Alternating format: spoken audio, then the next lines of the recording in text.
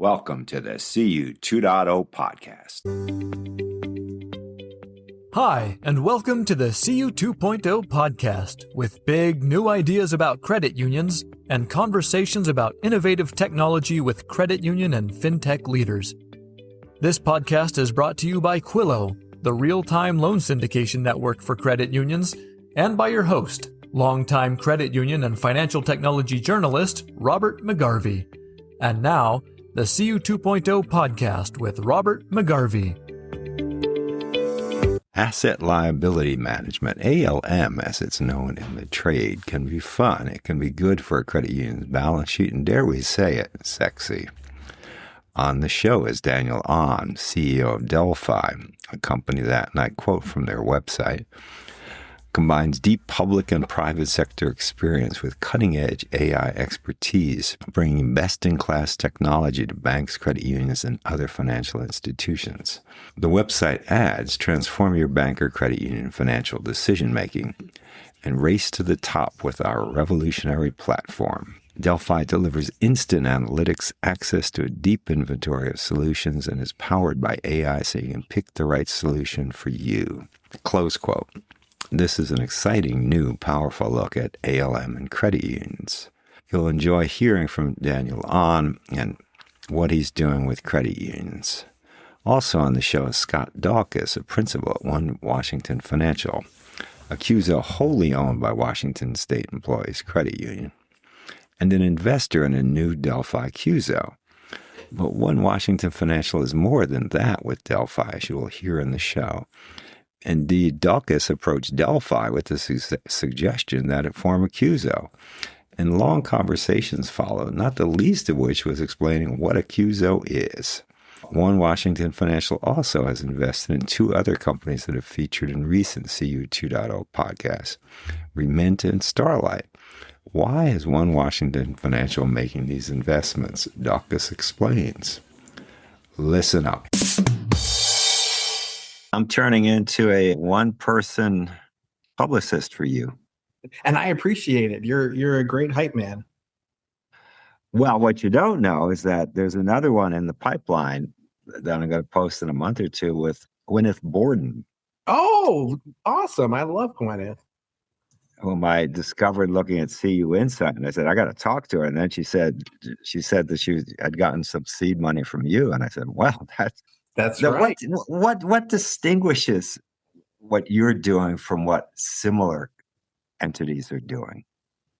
I mean, why do I like three of your companies? I will say that, and I say this with humility, obviously, right? But I think that since we have spent so much time in the space as practitioners and executives, but also we obviously want financial returns from these, but we're more focused on impact and on ones that are going to be truly make a difference. We're about to talk here, Daniel, I see on the line, about like Delfi, and I think we're finding ones that we really think can make a difference, and that hits people, right? So I don't know. That's my easy answer for you. I hope we're not recording it. So oh, we are. Do you take bigger risks than some other entities do? We are taking the risk of working with earlier stage fintechs. And so in that sense, yes, because many of the credit unions and the holding companies and the other types of funds in our space don't invest as early as we're investing. So on the same token, though, we're not exclusively investing in early stage. That's really more of our focus. But yeah, I think we're taking some more risk in that regard. And I think that's okay. I think we've done a lot of work with our board on risk appetite and on kind of what, again, back to impact, what impact do we want to have on the industry? And we really take a look at the full portfolio theory or the portfolio management theory, right? Of, they're not all going to work, but we're trying our best to put as much risk mitigations in place to hopefully drive success. Well, one of my tantrums with credit unions is, and it doesn't go over well, is that they're horribly, horribly risk averse. A fintech, you start a fintech, you and I start a fintech, we say, okay, fine, 10% of the things we sign out are going to go bust. Absolutely. Maybe even 15%, but we'll price it so we can live with that.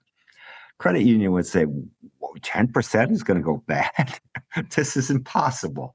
But Yeah. I don't expect you to comment on that, but No, just, but that's I will comment on it. I think that is one of the challenges for why things don't always move as quickly, and why this area hasn't grown in the way that people. There's like this disconnect between people wanting to be innovative, credit unions wanting to be innovative, wanting to help design solutions with smart technologists, and then the gap is that they aren't willing to take the risk to do that. It all works great when the first investment you make has a huge exit, and that can fund a lot of future failures. It is a much tougher pill to swallow when the first one goes bad, and to be able to stand and justify on the grounds of the portfolio, that over time you're going to make money, because you have to have supreme belief in that, and it's not always the case. So I mean, I get it. It's a higher risk thing for credit unions to do, but I'm just fortunate that the board of the QSO that I work for and the parent credit union are just very focused on impact and on innovation, and want us to be doing this type of work. So now, Daniel, your turn to talk. And I'm looking at your company, and first thing I'm looking at is who we are. I'm saying, my heavens, we got 3 PhDs right here. Boom, boom, boom. And not only are they PhDs, no, Harvard and MIT. I mean, it's hard to do better than that. The Kremlin on the Charles, I suppose. Yeah, we do have a somewhat unhealthy concentration of PhDs on our team, but no, we also have some great. Like our head of ops comes from Deloitte with is really handling that well. So yeah, no, really fortunate to have gathered, I think, a really stellar cast of talent that, as Scott was saying, also kind of is supremely confident in the vision as well.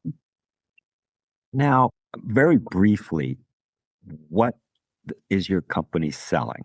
Our company is selling the ability to not just analyze a balance sheet or a portfolio, but then help guide what to do about it. I really feel that if there's like one theme that drives Delphi, it's connecting insight to action. I've worked at lots of places where they just do a lot of analysis and insights. I've worked at broker dealers that just try to force action of any kind.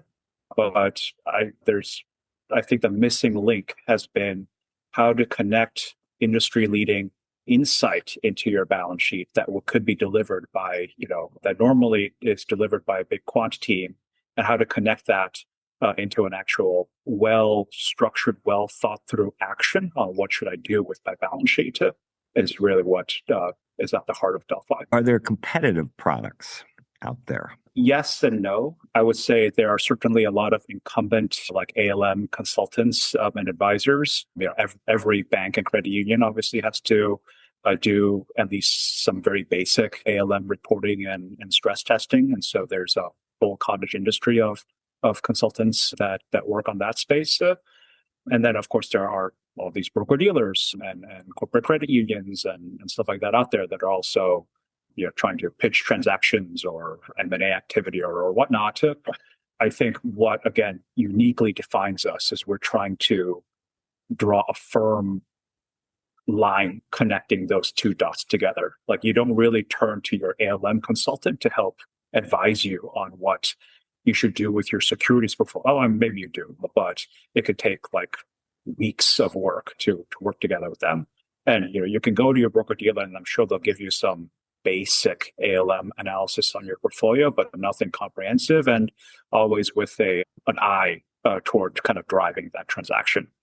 But we have built a on-demand, near real-time platform that again allows credit unions to analyze their balance sheet in minutes, but then actively think through, so what should I do next? What happens if I go ahead and do this M&A transaction, or do this derivative hedging strategy, or reprice my deposit product this way? Being able to see that, like, this is what happens to my expected profit, this is what happens to my risk exposure in minutes, we hope is a real game changer for these institutions. Is your sense that most credit unions know to ask those kinds of questions that you're asking that you say your tool will answer? I think yes, if only to feel that they sort of need more kind of structure before they just willy-nilly go ahead and enter into some kind of transaction or some kind of like deal. I think a lot of the times these decisions are made in a somewhat ad hoc kind of, dare I say, vibe-based fashion. But I think they know that that shouldn't be the case. But then what actually is the question to ask? Like, how should I think about this? How should I frame it in terms of what kind of KPIs I should look at and all that stuff? I think that is the missing piece that we're trying to fill here. I would also just add from the credit union's perspective, as somebody who oversaw ALM for a long time at my credit union, my past credit union, is that there's information that exists in different systems that help give us answers, but they aren't always brought together in a way that can allow us to make the the most optimal decision across the full set of trade-offs that we have to make. And I think that's a huge thing that Delphi is bringing to the table. We could go into a meeting and talk about interest rate risk and run some scenarios.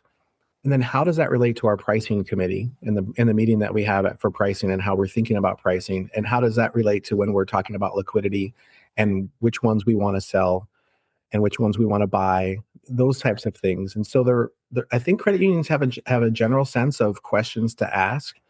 I think this tool and the work that Delphi is doing and going to do is going to help them see all sorts of questions they've never thought to ask before and ways in which they will understand this information at a much deeper level. But mostly, I think it's just going to help them see it all in one place and make a better overall decision. Well, Scott, many fintechs tell me, without naming names, that credit unions still have a real information silo problem. That there'll be a bucket of pretty good information here, a bucket there, a bucket, and the buckets don't communicate with each other. And so you're a fintech and you're supposed to make sense out of all of this. It's tricky since the parts don't cohere. They don't snap together. Yeah. Does that make sense to you? Does it seem true, or are these guys just kvetching? No, that is true. I think it's true across a lot of the industry. I would say with respect to this particular topic, credit unions, since they're regulated and have to do this type of work every quarter, the granular level data that's needed to drive ALM is all in one system. But it's usually, it's like you send a file and it's a huge file. But what happens is that like the output, the analysis and output is usually done in discrete parts, is how I would describe it. So you'll get a report that tells you, if this scenario happens, these are the potential outcomes. Cool. That's important. But can you see that against the other 12 possible scenarios that might exist for interest rates, for example? And that's not always the case. You can't always see these things stacked up against each other in a way that gives you the best risk-reward trade-off information. So it's a little bit, in this case, it's about who's doing the analysis and how that analysis gets brought together into a nice unified package. Daniel, what do you need from a credit union for you to be able to work with them? As Scott alluded to, the first part is indeed the balance sheet data. And thankfully, there is an existing process of gathering the balance sheet data from their cores or something like that to run the platform. After that, what we quote unquote need is ideas. We need to hear from them what ideas they're actually contemplating. Again, this is almost where the imagination's the limit here. Like, are they thinking about, again, rebalancing their securities portfolio? Are they thinking about originating new loans? Are they active in loan participations? Are they thinking about derivative hedging strategies? Are they thinking about getting acquired? Like, any of these things actually can be analyzed and vetted by our platform. So what we need from them is really for them to be ambitious and proactive enough to actually start putting these ideas into the platform and realizing that they can get robust assessments of the impact and the consequences of those potential strategies in near real time and internalize that into the decision-making processes that they have.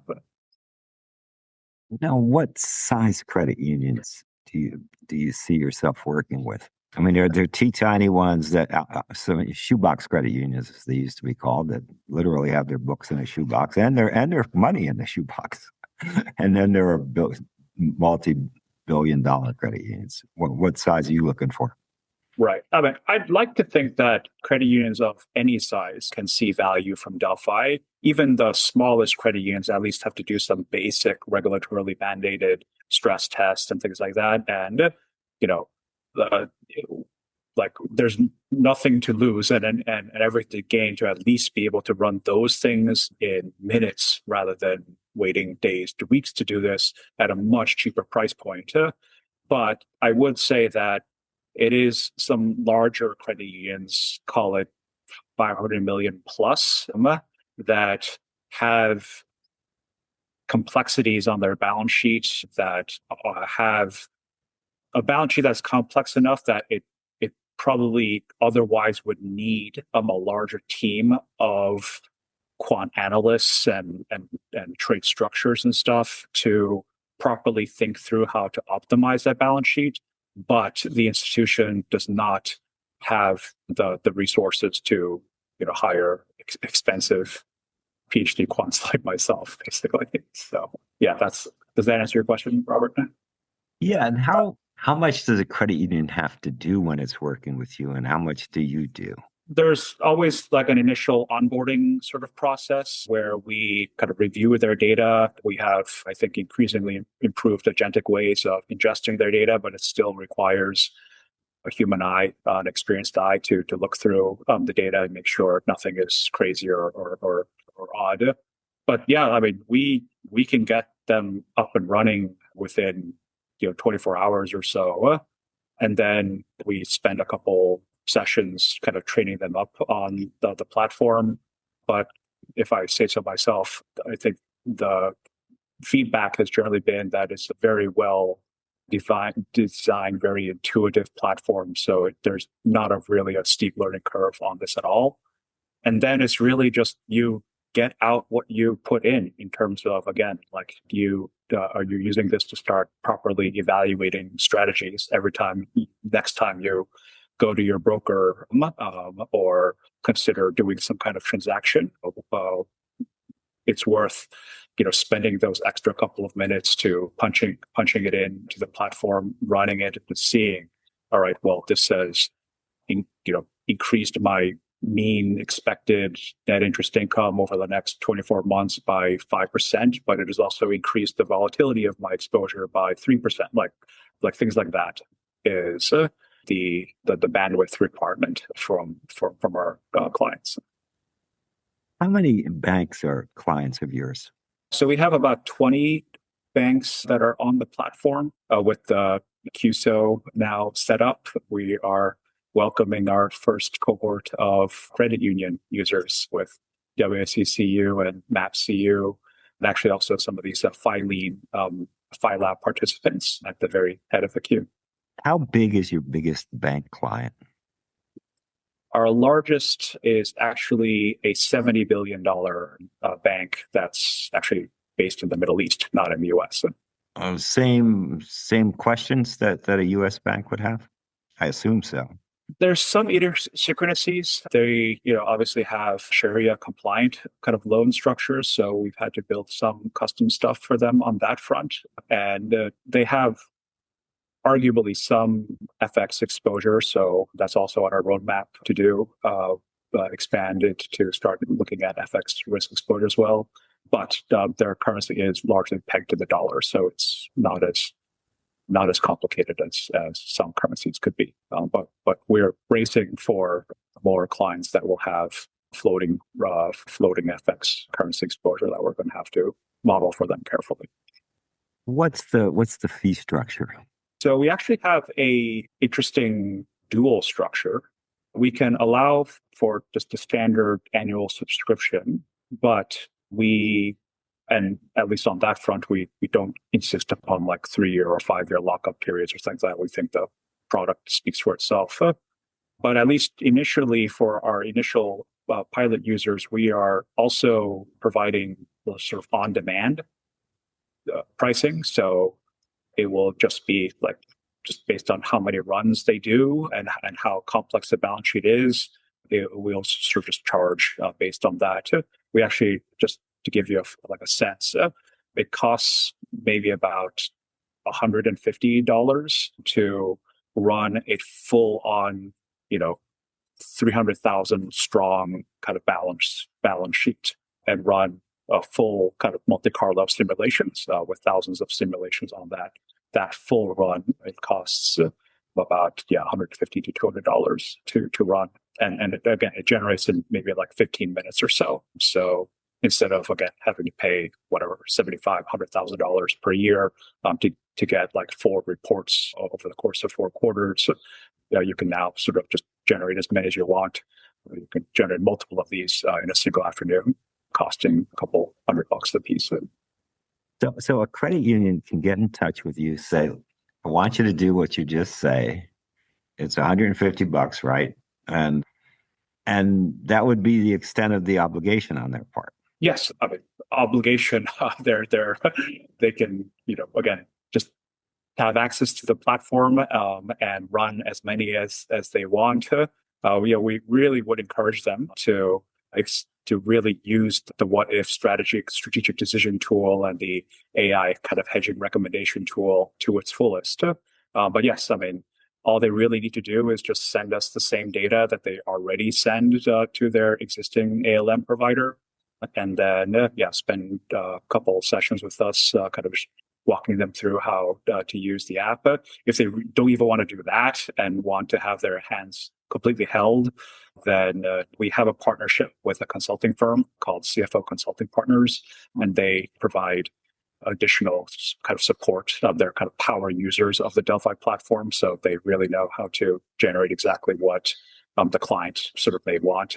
But again, this is sort of done on demand, so they can manage the costs and de-risk this as much as they want. Robert, so one of the things I was going to add to that is that all the credit unions and all of the bank clients that they'll have, they have to produce these regulatory required reports on a quarterly basis, and so the tool can do all of that, right?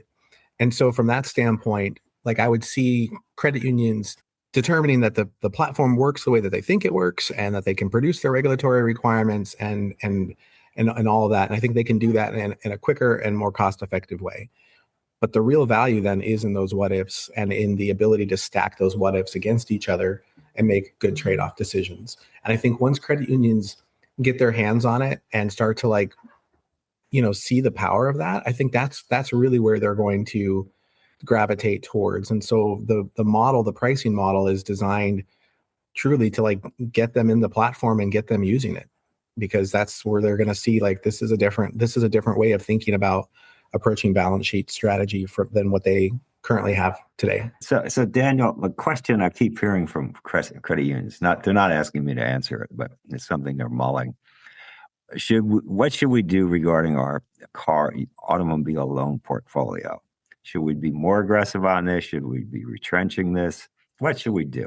Is that the kind of question that you can help with? Kind of yes and no. What they can do is basically run sort of simulations like, all right, so let's say I am more aggressive on this and I do decide to expand even more aggressively into this market, but I have a menu of different potential pricing points, and those pricing points have different, therefore likely levels of default, right?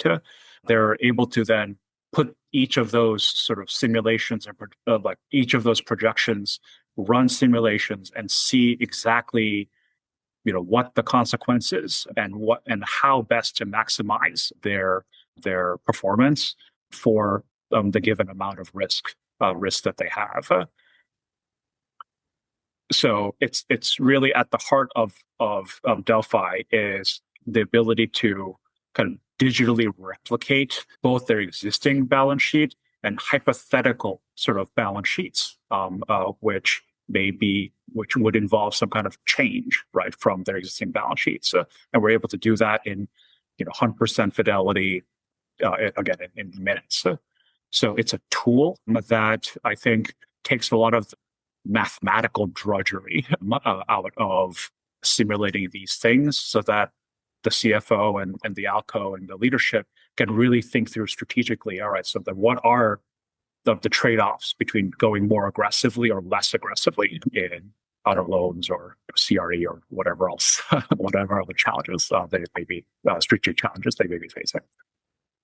Do you have a cheat sheet for clients that shows them some possible what-if scenarios they could run? Yes, probably the most obvious kind of things that we actually already prepare for them.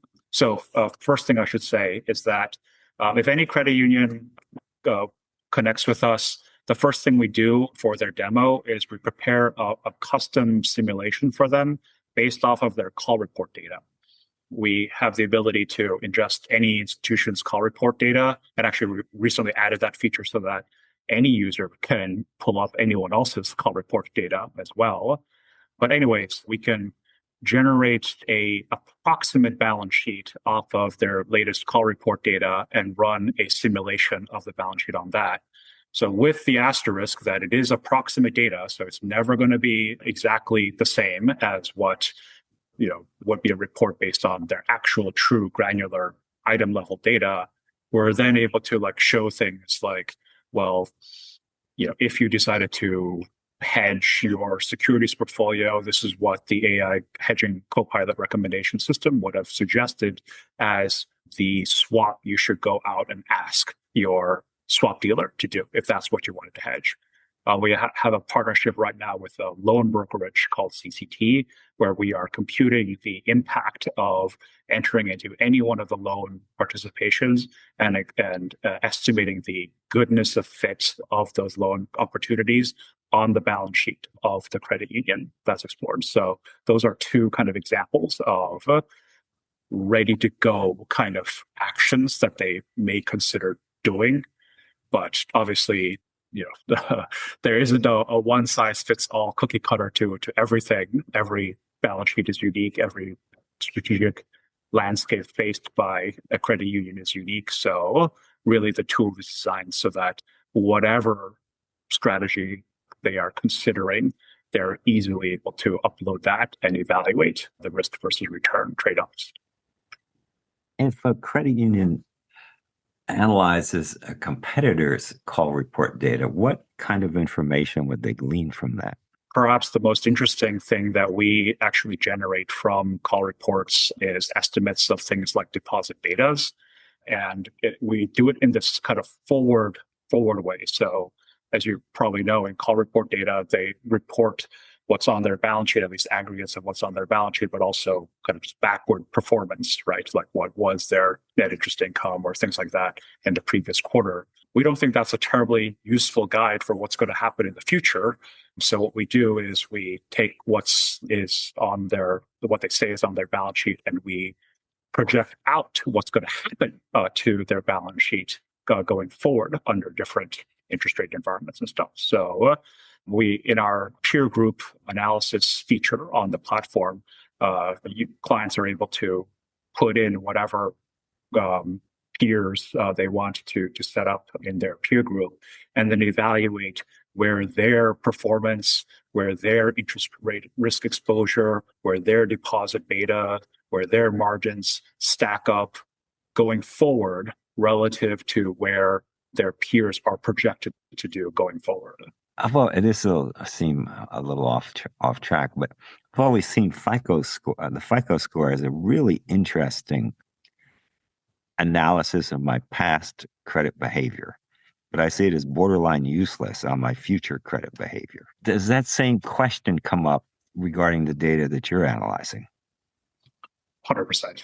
I think it is very dangerous to just look at past behavior, to look at backward-looking sort of analysis, to sort of give guidance on what you expect future behavior, whether of your depositors, whether of the performance of the balance sheet as a whole, whether what the market might do, sort of going forward. I mean, that's why at Delphi we do the standard regulatorily sort of mandated parallel rate shocks, plus 400 basis points to minus 400 basis points. Yes, we do all that. But then what we actually do is we take what the forward curve is currently pricing in to be the most likely future path of interest rates. And we also take the observed market options prices, because built into those options prices, you can back out what the market is pricing in as the probability, the likelihood that interest rates will deviate away from that forward curve. This is what's known as the option implied probability distribution for interest rates. So we pull that from options prices and the forward prices every day, and we project out a simulation across the entire cone of likely possibilities according to the market of where interest rates would go, then generate basically a value at risk style bell curve distribution of the performance of the balance sheet.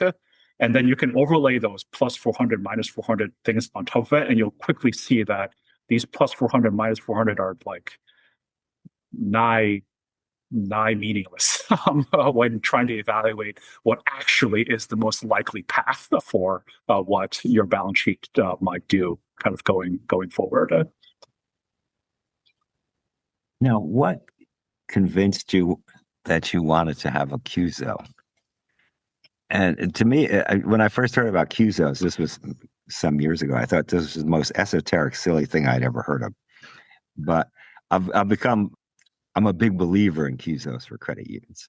But it took a while for me to come across to that. So when you first heard about this, did you say, "Oh, I got to do this now," or did you say, "What?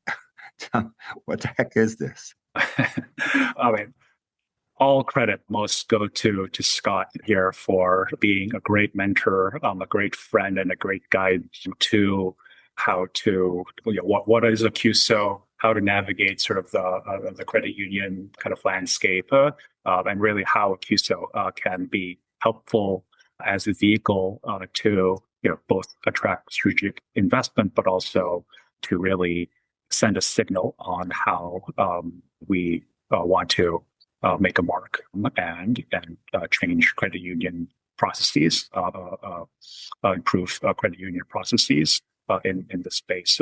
And it was, so kind of when I first heard this, I was like, that's interesting. I never heard of this kind of thing before. But once kind of Scott walked me through it, and I also did more kind of reading and research, and I've spoke to other founders who've also formed QSOs, I thought this was a great way for, I know you were talking with Scott about kind of risk aversion among credit unions. This has been an adaptive way for credit unions to get exposure to kind of technological innovation occurring in the sector. If I heard you right, and this I find this fascinating. Scott is the person who sold you. You didn't sell him on investing. I mean, I love this. This is great. Hey, So honestly, we were brought together by a wonderful guy named Tom Penton, who does a lot of work with fintechs. And I'll admit, being a QSO is not the right approach or strategy for every fintech. And so it was really actually this exploratory conversation and allowing me to explain what I think are the benefits, and maybe even help Daniel think through and talk about whether or not it was right for Delphi. But I had one added advantage, which is maybe I consider as two added advantages. I saw Daniel pitch at the Finovate New York in 2024 and voted for him and his company to win Best in Show from the audience there. So I was already familiar with this company and this product. And the second piece to that is that most people who are sitting in a fintech pitch event don't have a strong ALM and balance sheet management background, but I actually do, because it's of the work that I used to do prior. So I understand this problem quite well that they're solving. And felt very compelled to want to be a part of it if Daniel wanted us to be a part of it. And Daniel, it's probably fair to say it was not like, oh yeah, let's just do this. That conversation, even just to talk about what a QSO is and why that strategically might make sense, was a several month and several meeting conversation, ultimately transpiring in us partnering with MAPS Credit Union to make the first initial investment into Delphi QSO. And we are hopefully going to close the round in about 45 days, maybe even less than that, depends.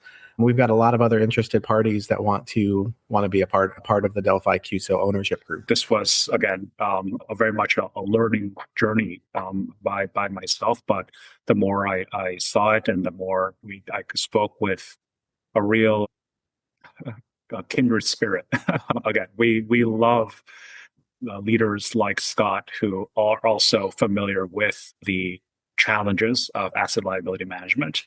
Going at Finovate Fall, there are a lot of other great startups out there that were using the ChatGPT or LLMs to automate this, or improve that, but no one was tackling this massive headache of a problem that is asset liability management and balance sheet optimization within the office of the CFO, right?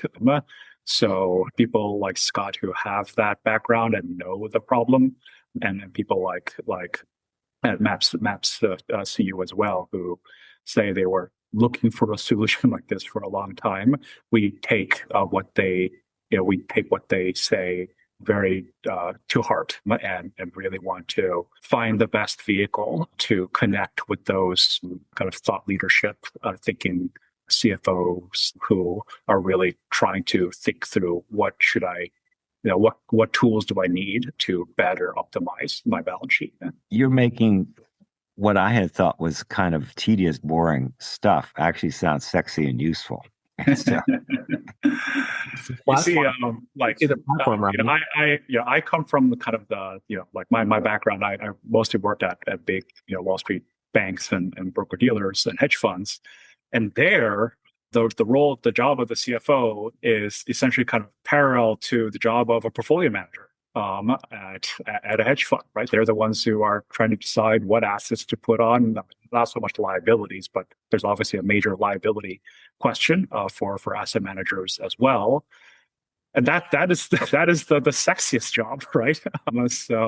But I also felt, this is what kind of motivated me in part to start Delphi was, at these big broker dealers, we were working with corporate treasuries, but also with community banks and credit unions, and again, pitching them on things.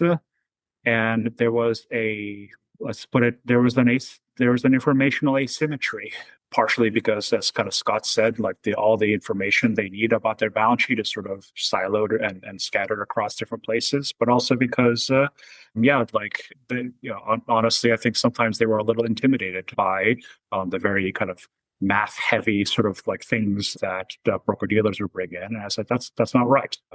These institutions should not be gate kept away from effectively using capital markets, effectively using derivatives, and effectively using all the tools that are available for big asset managers and big hedge funds. These small institutions should also be able to use them just as effectively. The only reason why they weren't was because, again, it's only a hedge fund that otherwise could afford armies of PhD quants and traders and structures. Well, guess what? Now we are in a world where you don't have to hire those things. This can all be programmatically put into machine learning machines on the cloud and make this accessible for anyone and everyone. You got your PhD from Harvard in economics. In your class, where did the people who received the PhD go to get employment? Of course, the what's the word? Standard track, I guess. The most plain vanilla track is to become an academic. And actually, that was a path that I was considering very, very carefully. But decided instead to try and get some real world kind of experience. So, quite a lot of us went to Wall Street and went to banks or hedge funds, things like that. Still many of us there. And perhaps in my year, it was notable for quite a number have started joining tech firms. Amazon, Google, Meta, that kind of stuff. And there's actually, I don't know if people know this, but there's quite a lot of economists and financial economists working at places like Amazon or DoorDash or Uber, and they're carefully running experiments, testing what the impact of, surge pricing. One of my friends was the chief economist at Uber and was doing a lot of work on designing the right kind of surge pricing that will most effectively meet supply and demand in that kind of space. So yeah, lots of economics and a lot of data science that has to be done in that space too. Yeah, the others go to policy, to government or to think tanks. I myself actually had a stint in policy at the Fed and at the State Department and at the IMF, where kind of went to a bunch of different avenues in life. Yeah, but many of your peers went into working in the real world. It's as opposed to academia or government, for that matter, which I find interesting. This is interesting phenomenon where it makes more sense when you hear. So Hal Varian was a long time kind of economist at he's a very famous professor at Berkeley, but also was a chief economist or something like that at Google. And he likes to say that economists and econometricians are the original machine learning experts and the original data science experts before the term kind of became sexy, because actually, they're the same thing. Machine learning, data science, econometric statistics, they're all very close, have a very close relationship with each other. And so, in fact, my brother and co-founder at Delfi, who has his PhD from Harvard Business School, but specialized in data science and machine learning, was working on neural networks and stuff before it kind of swept the world with the onset of ChatGPT. So I think there's been a huge demand for people with these ability to manipulate and draw insights from ever larger and more complex data sets and translating that again into action and optimization of some kind. This is a whole new way of looking at what some people used to call the dismal science. Before we go, think hard about how you can help support this podcast so we can do more interviews with more thoughtful leaders in the credit union world. What we're trying to figure out here in these podcasts is what's next for credit unions. What can they do to really, really, really make a difference in the financial scene? Can't all be mega banks, can it? It's my hope it won't all be mega banks. It'll always be a place for credit unions. That's what we're discussing here. So figure out how you can help. Get in touch with me. This is rjmcgarvey at gmail.com. Robert McGarvey, again, that's rjmcgarvey at gmail.com. Get in touch. We'll figure out a way that you can help. We need your support. We want your support. We thank you for your support. The CU 2.0 podcast.